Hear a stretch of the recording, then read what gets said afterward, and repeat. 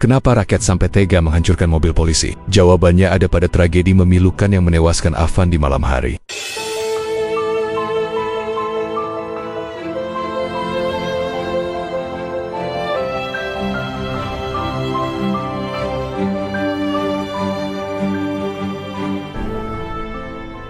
Kericuhan di kawasan Polda Metro Jaya yang berujung pada aksi massa menghancurkan mobil polisi tidak bisa dipandang sebagai kejadian spontan semata, melainkan sebagai letupan dari akumulasi rasa marah masyarakat terhadap aparat penegak hukum. Di mata massa, mobil polisi bukan hanya sekadar kendaraan dinas, tetapi simbol dari kekuasaan yang selama ini dianggap bertindak sewenang-wenang. Saat emosi kolektif memuncak, simbol itu menjadi sasaran amuk yang paling mudah dilampiaskan. Aksi perusakan itu menandakan ada jarak besar yang kian melebar antara rakyat dan institusi kepolisian. Rakyat melihat polisi bukan sebagai pelindung, tetapi sebagai ancaman yang kerap hadir dengan wajah kekerasan. Sehingga ketika kesempatan muncul, kemarahan yang lama dipendam pun tumpah dalam bentuk destruktif. Kasus-kasus sebelumnya semakin memperkuat ketidakpercayaan publik terhadap polisi. Salah satunya peristiwa tragis yang menimpa seorang pemuda bernama Afan. Malam itu, sebuah mobil milik kepolisian menabraknya hingga ia meregang nyawa. Bagi masyarakat, kejadian ini bukan hanya sekadar kecelakaan lalu lintas, melainkan bukti bahwa nyawa rakyat kecil begitu murah di hadapan aparat. Ironisnya, ketika kasus ini mencuat, publik melihat adanya upaya untuk meredam pemberitaan, seolah-olah aparat lebih sibuk menjaga citra institusi daripada memberikan keadilan kepada keluarga korban. Luka yang ditinggalkan tidak hanya pada keluarga Afan, tetapi juga pada kepercayaan publik yang semakin tergerus habis. Rakyat bertanya-tanya, bagaimana bisa polisi yang seharusnya melindungi justru menghilangkan nyawa dengan cara begitu tragis? Perpaduan antara kerusuhan di Polda Metro Jaya dan kasus Afan menjadi ilustrasi nyata dari krisis kepercayaan rakyat terhadap kepolisian. Aksi massa yang menghancurkan mobil polisi tidak bisa dilepaskan dari ingatan kolektif masyarakat atas berbagai kasus serupa yang belum terselesaikan. Ketika rakyat mendengar berita bahwa seorang pemuda meninggal karena ditabrak mobil polisi, mereka melihat pola ketidakadilan yang terus berulang. Di satu sisi, rakyat biasa kerap diproses hukum dengan keras meskipun kesalahannya kecil. Sementara di sisi lain, aparat yang melakukan pelanggaran justru seperti mendapat perlindungan. Ketidakadilan inilah yang akhirnya berubah menjadi energi destruktif dalam setiap aksi massa, menjadikan polisi sebagai simbol kemarahan dan mobil dinas mereka sebagai target pelampiasan. Dalam konteks psikologi sosial, massa yang berkumpul seringkali kehilangan identitas individualnya dan bertindak berdasarkan identitas kolektif. Emosi bersama terbentuk dari pengalaman yang sama, yakni rasa tidak adil, sakit hati, dan amarah terhadap perlakuan aparat. Ketika satu orang berteriak tentang kasus Afan, yang lain merasa amarahnya sah dan dibenarkan. Ketika satu batu dilempar ke mobil polisi, ratusan tangan lain dengan mudah mengikutinya. Mobil polisi yang hancur di Polda Metro Jaya bukan hanya hasil aksi spontan, melainkan representasi dari kemarahan kolektif atas peristiwa-peristiwa sebelumnya, termasuk kematian Afan dalam kerumunan. Tindakan individu melebur dalam logika massa, sehingga kehancuran sebuah mobil bukan lagi dianggap kriminal tetopisiken, akan bentuk keadilan rakyat yang mereka yakini. Selain faktor emosional, peristiwa ini juga memperlihatkan kegagalan komunikasi antara aparat dan masyarakat. Polisi sering hadir dalam aksi massa dengan pendekatan keamanan yang keras, menggunakan tameng, gas air mata, hingga tindakan represif. Hal ini membuat massa semakin merasa tidak didengar. Apalagi ketika kasus-kasus pelanggaran polisi terhadap rakyat, seperti tragedi Afan, tidak ditangani dengan transparan. Akibatnya, massa tidak lagi memandang polisi sebagai pihak yang bisa diajak dialog, melainkan sebagai musuh yang harus dilawan. Mobil yang dihancurkan di depan Polda Metro Jaya menjadi semacam pesan keras dari rakyat kepada aparat. Kami sudah muak. Sayangnya, pesan ini disampaikan melalui cara destruktif, karena saluran aspirasi yang sehat seolah tertutup rapat. Akar kemarahan yang meledak di depan Polda Metro Jaya tidak bisa dilepaskan dari akumulasi rasa ketidakadilan yang sudah lama tumbuh. Ketika rakyat melihat aparat bersikap keras dalam menindak pelanggaran kecil, namun seolah longgar, atau bahkan melindungi pelanggaran yang dilakukan oleh oknum mereka sendiri, maka kepercayaan pun runtuh. Kasus Afan menjadi simbol nyata ketimpangan itu.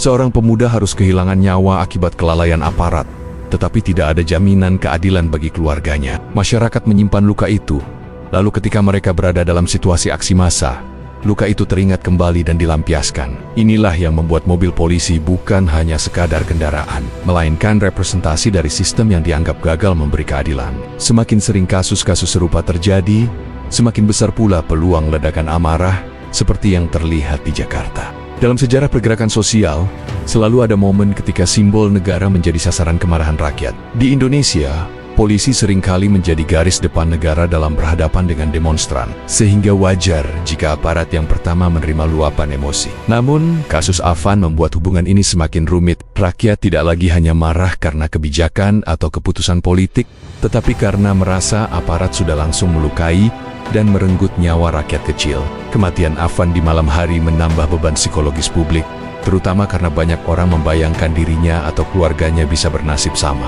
Ketika rasa takut bercampur dengan amarah, ledakan sosial menjadi sulit terhindarkan. Mobil polisi yang dihancurkan di Polda Metro Jaya hanyalah gejala dari masalah yang jauh lebih dalam.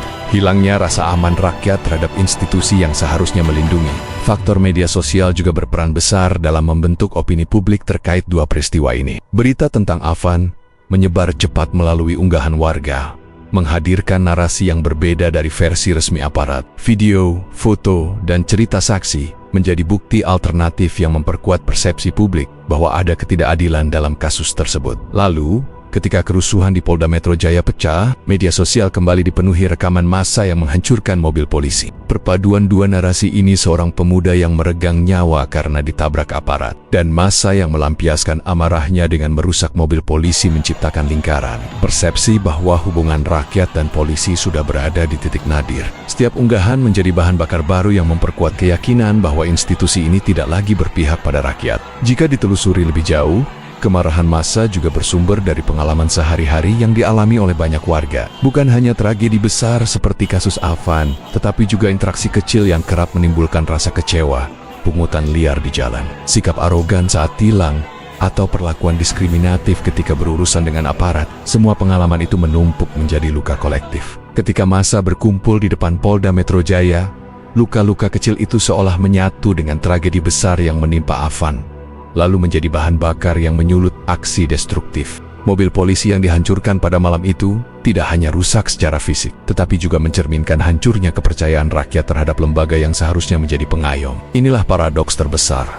Aparat hadir untuk melindungi, tetapi justru dipersepsi sebagai ancaman. Dalam perspektif politik, kedua peristiwa ini juga membuka ruang spekulasi tentang adanya krisis legitimasi. Ketika rakyat melihat aparat sebagai simbol kekuasaan yang sewenang-wenang, maka rasa hormat pun hilang. Negara yang kehilangan kepercayaan dari rakyatnya berada dalam posisi yang sangat rapuh. Kematian Afan tidak lagi hanya dilihat sebagai kecelakaan, tetapi sebagai bukti bahwa negara gagal menjaga nyawa warganya. Perusakan mobil polisi di Polda Metro Jaya tidak lagi hanya dilihat sebagai tindakan kriminal, tetapi sebagai sinyal bahwa rakyat sudah sampai pada titik jenuh. Jika krisis kepercayaan ini tidak segera diatasi, bukan tidak mungkin peristiwa serupa akan terus berulang di berbagai tempat. Rakyat yang sudah muak akan mencari jalan sendiri untuk melampiaskan amarahnya, meskipun dengan cara yang merusak dan berbahaya. Kasus Afan menjadi cermin paling jelas dari ketidakadilan struktural yang dirasakan rakyat. Seorang pemuda yang melintas di malam hari harus meregang nyawa akibat tabrakan dengan kendaraan aparat.